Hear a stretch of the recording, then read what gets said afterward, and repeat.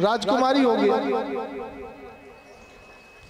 अब जब राजकुमारी हुई तो अब क्या करें, कैसे करें? तो इधर उधर भटक रहे थे। गुरु बृहस्पति के पास गए। बृहस्पति जी ने भगवान शिव की आराधना करी और भोले बाबा की कृपा से सुद्युम्न को 1 महीना स्त्री और 1 महीना पुरुष बनने का, 1 महीने में 1 महीना पुरुष पर 1 दिन उसको पुरुष बनने का सौभाग्य प्राप्त हुआ। पर सुद्युम्न सोचता कि 1 दिन में कौन सा मैं राज्य संभाल सकता हूँ, जब मुझे 29 दिन तक स्त्री बनकर रहना है तो करूं क्या?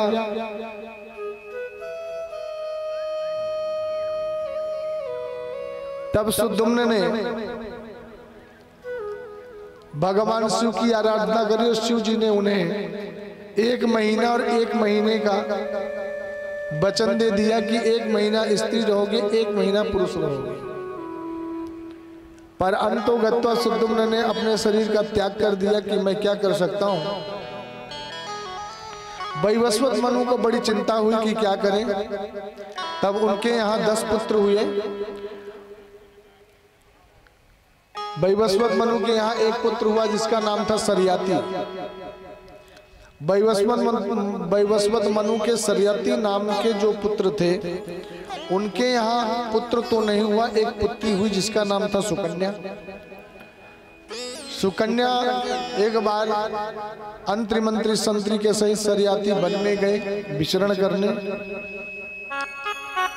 सरियाती की पुत्री सुकन्या ने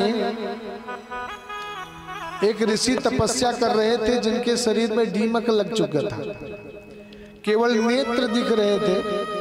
तो सरियाती पुत्री सुकन्या ने एक कंटक लिया और बाल चपलता बस ऋषि के आंखों में कंटक चुभा दिया। और जैसे कंटक चुभाया ऋषि के नेत्रों से रक्त निकलना प्रारंभ हुआ। बड़ी घबराई, ये मेरे से बहुत बड़ी गलती हो गई, क्या हुआ? तो ऋषि के तेज से, ऋषि के तपस्या के प्रभाव से राजा के जितने अंतरी मंत्री संतरी जो सेना थी सबका मलमूत्र त्यागना बंद हो गया। सरियाती महाराज ने कहा क्या हुआ? तो मालूम पड़ा कि पुत्री सुकन्या ने किसी ऋषि के नेत्र में कंटक चुभा दिया। जाकर के सरियाती राजा ने चरणों में प्रणाम किया, क्षमा मांगी। नाम था च्यवन ऋषि।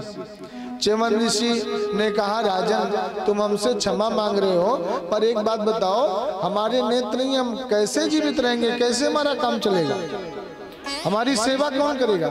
तो सरियाती राजा की इच्छा ना होते हुए भी सरियाती ने अपनी पुत्री सुकन्या का पाणी ग्रहण संस्कार च्यवन ऋषि के साथ कर दिया।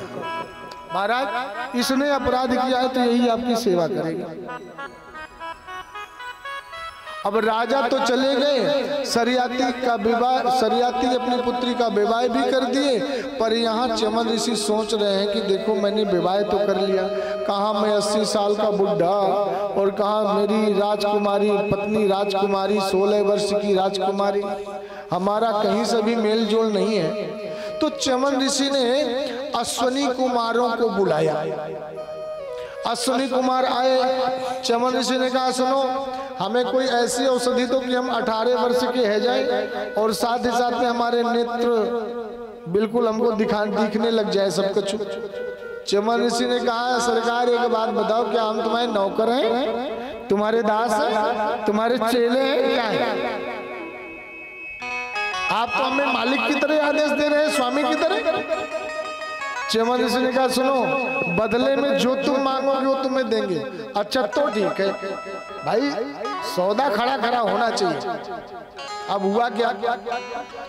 अश्वनी कुमारों ने एक चटनी बनाई और वो चटनी का नाम क्या है? वो चटनी लेकर के जैसे च्यवन ऋषि को चटाया, सोई 80 साल के बाबा पूरे 20 साल के हैं। 80 साल के बाबा जैसे 20 साल के भय और दोबारा जैसे अंगुली में लेकर के चटायो तो आंखों से दिखना शुरू हो गया, बल्ब की तरह। गजब है गे। आप सब लोग भी वो चटनी चाटा करो, कौन सी है जानते हैं? चटनी का नाम है च्यवनप्राश। अश्विनी कुमारों ने एक प्राश बनाया जिसका नाम है च्यवनप्राश, और च्यवनप्राश चटाया तो सब कुछ ठीक ठाक है। सोई महाराज सुकन्या ने देख करके बड़ी आनंदित भई। और एक दिन हुआ क्या, जब 20 वर्ष की चमन ऋषि, 16 वर्ष की सुकन्या, बड़ा प्रेम हुआ एक दूसरे के, बड़ा प्रेम जागृत हुआ। तो एक दिन सुकन्या के पिता सरियाती आए अपनी बेटी से मिलने के लिए। सरियाती आए और सुकन्या अपने आंगन में एक वृक्ष के नीचे बैठी हुई थी, तो उन चमन ऋषि उनकी गोद में सर रख करके सोए हुए थे। तो जैसे सरियाती की नजर पड़ी, सरियाती ने बहुत गालियां दी। अरे दुष्टा, पापनी, कुल कलंकनी, तुझे शर्म नहीं आती? मेरे दामाद को छोड़ करके ये युवा पुरुष के साथ बैठी है, शर्म नहीं आती? तब तक में सरियाती चमन ऋषि की निद्रा भंग भई और सुकन्या ने कहा पिताजी रुको तो सही, रुको। जब तक में सरियाती रुके तो सुकन्या ने कहा ये कोई और नहीं, ये आपके दामाद चमन ही हैं। अच्छा, ये कैसे हुआ चमत्कार? तो चमन ऋषि ने पूरी कहानी सुना दी। चमन ऋषि ने कहा देखिए अब आपसे हमको कुछ चाहिए। क्या चाहिए? तो चमन ऋषि ने कहा सुनो, तुम झरा चकाचक एक बार झराझर भंडारा करवा दो, झरा भंडारा। सरियाती ने कहा ठीक है। अब जो अश्विनी कुमार थे उन्होंने चमन ऋषि से कहा हमें एक वरदान दो। क्या? बोले वरदान ये दो कि देवता हमें अपनी पंक्ति में बैठ करके प्रसाद नहीं पाने देते, दूर बैठाते, इसलिए हम चाहते हैं कि देवताओं की पंक्ति में हमें बैठकर भोजन पाने का अधिकार मिले। अच्छा ठीक है, मिलेगा। तो इधर सरियाती जी को भंडारा करने के लिए कह दिया चमन ऋषि ने। उसमें सभी देवताओं का आह्वान किया गया, ऋषियों को बुलाया गया, संतों को बुलाया गया, ब्राह्मणों को बुलाया, झरा भंडारा, जो आओ। अब तो महाराज सबकी पंक्ति लग गई, देवताओं की अलग, ऋषियों की अलग, संतों की अलग, महंतों की अलग है। और देवताओं की टोली में अश्विनी कुमारों को बैठा दिया गया।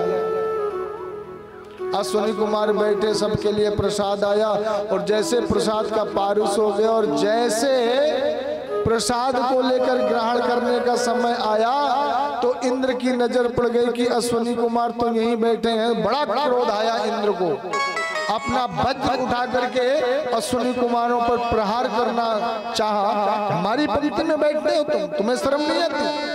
तो चमन ऋषि ने अपनी अंगुली कर दिया और जैसे अंगुली दिखाया तो जिस देवता का हाथ जहां पर था वहीं स्तंभित हो गया, ना ऊपर जा रहा ना नीचे आ रहा, वहीं का वहीं स्तंभित हो गया। देवताओं ने कहा ये किसने किया? चमन ऋषि ने कहा ये हमने किया। क्यों किया? बोले